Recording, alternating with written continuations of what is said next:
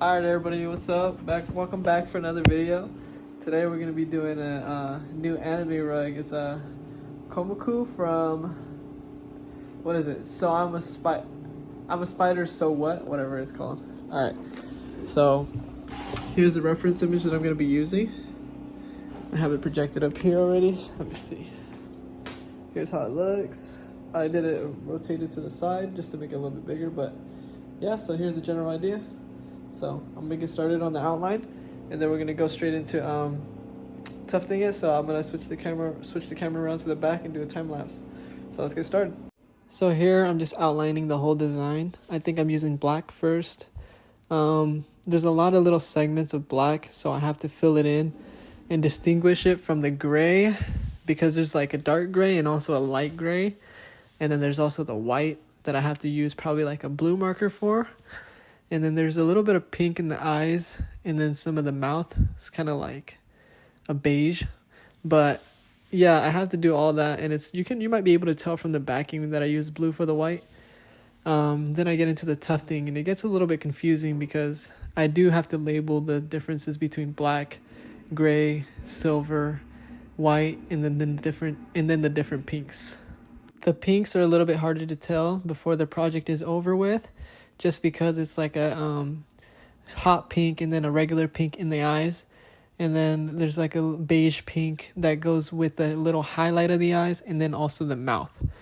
And so it gets a little bit confusing, but I always got to bring up the iPad and look at the reference image just to know exactly what I'm doing here. And you'll be able to see right now there's different pinks right there. And then there's also the little dots on the forehead. Those are pretty hard. I mean, you just try to make like a little circle or a rectangle. Not a rectangle, a square. And then you can see how the shading on the back of the spider comes in a little bit here, where you could tell like the thorns have shadows and whatnot. So yeah, it gets a little bit confusing, but if you just keep working your way through it, it takes quite a bit of time, but you'll be able to get it. Projects like these are probably the hardest, but they come out the best just because of the color contrast. The white, gray, dark gray, and black all go really well together, and then you'll be able to really see once the white is filled out how exactly this project is supposed to look. And I mean, they come out really good. I think that they're just really hard to map out in your mind or on the tufting frame. It's just a little bit of a hassle, but it's worth the effort.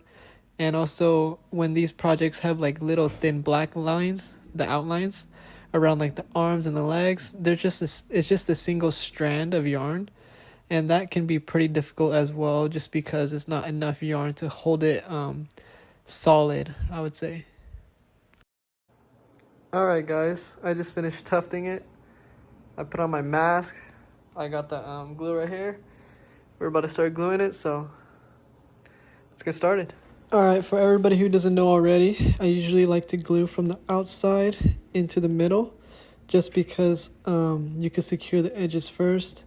And if you just start with the middle, it's kind of a sloppy job. It's kind of hard to get to the sides. But yeah, I mean, if you have latex glue as well, that's better than what I'm using right here, which is Robert's.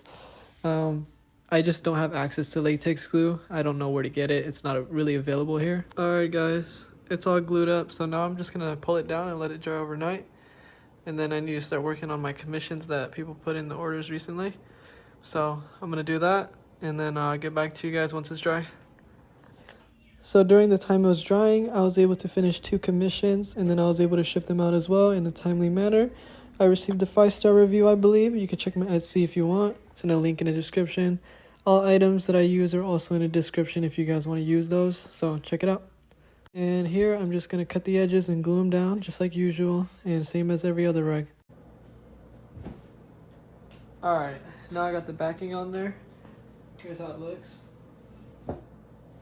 I'm going to just I'm going to put it into a time lapse, and we're going to just start shaving it down a little bit, and then we're going to cut around the edges. Then we're going to clean up the design with scissors, vacuum all that crap up, and then we're going to keep detailing until it looks good, and then you'll see the final results. So here I'm just using the shaver with the guide. It's also in the description if you need it. I just use it to flatten out everything, make sure there's no bigger lumps of yarn in certain areas. That's easier to work with. And then I like to go in there with scissors for the detailing. I know some people use shavers, but I can't.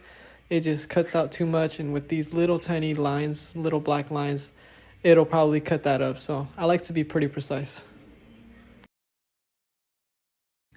Alright, so now that my rug is complete, nice and clean, I'm gonna get the electric scissors. Oh, they're over there.